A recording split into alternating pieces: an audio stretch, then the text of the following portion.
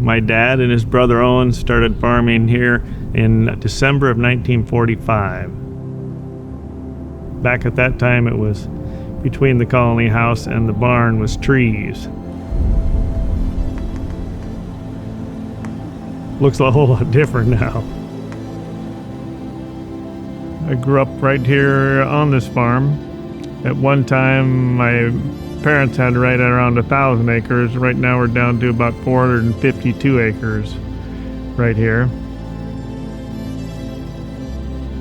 So we've got a silt loam soil here that was up to 23 feet of dirt before you got to any gravel, and just a beautiful soil. Our valley here, pretty much all the soil that we got came in on that wonderful Matanuska wind in the middle of the winter.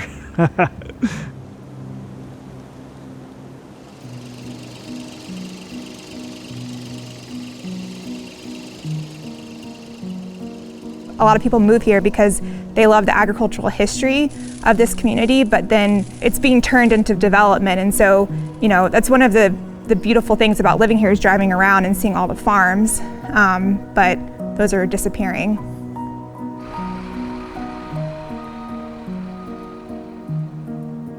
Protecting these farmland soils is critical to Alaska's food security.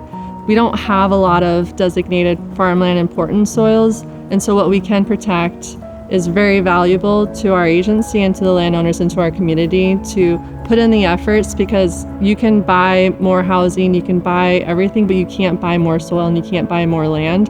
And so we need to protect what we have for future generations. Just this year, on 3 sides, we've got developments going right on our property line.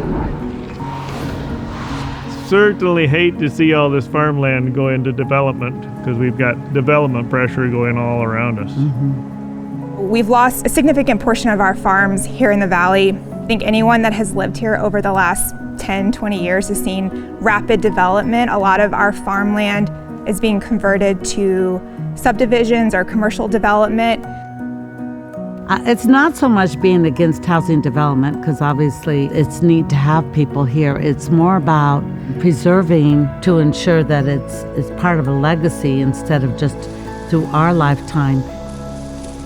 Take the housing and you can have some real nice property that, you know, is hills and stuff for housing, and keep some farmland property for farming.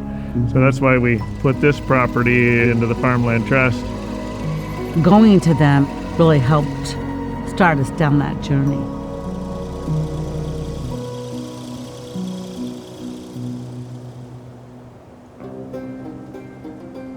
So with a conservation easement, the landowner remains the owner of the property. Alaska Farmland Trust holds the development rights in trust. Our goal is to see these large pockets of farmland protected, rather than just a farm here or a farm there. I think we often get forgotten about in the lower 48, that people don't think of Alaska and they don't think of farmland in Alaska. But really, like the communities that already exist, we know for a fact we have soil here that can produce food tomorrow. Not only is it food security, but quite a push to do some protection of farmland, I think, nationally. But when we keep developing all the farmland, not just in Alaska, but nationally, eventually there's going to be major problems. Once it becomes a subdivision or a parking lot or a gravel pit, it's never going to become a farm again. Our children or grandchildren are going to see food shortages, and it's hard to develop food under a house.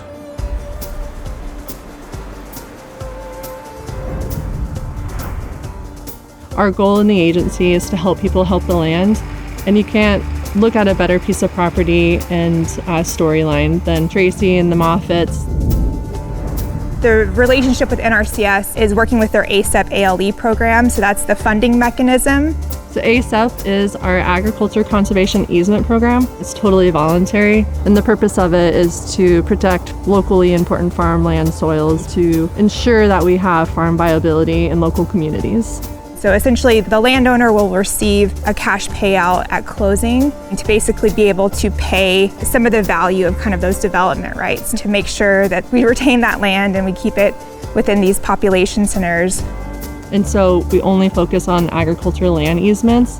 We'd love to see housing and affordable housing at that, but maybe not on our prime soils. We're just here to protect what's very valuable and very rare to the community.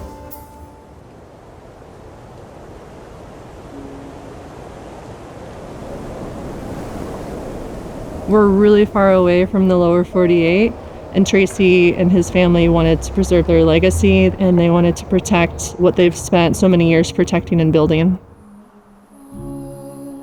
I also think that there's a beauty in when you drive down roads and you see the rolling hills, and it just connects you back to where does food come from? What's the life of a farmer like? It's not just the rolling hills, what goes into it? And what does it take to keep it? And so any food that we can keep here in Alaska in our communities is really important. Produce that they're producing on our protected farms are going directly to our consumers here in Alaska. It helps keep prices lower, it helps keep the family in business and keeping that opportunity open for all the other generations within the family.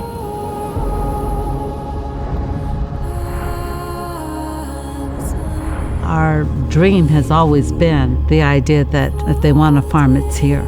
This is where we raised our kids. This is where we hope our kids will raise their children. And there's just something about the hard work that just make it worth it. Without NRCS right now, there wouldn't be any clear avenue that it will be preserved forever. They are a great organization to help keep some legacy of farming here in the valley.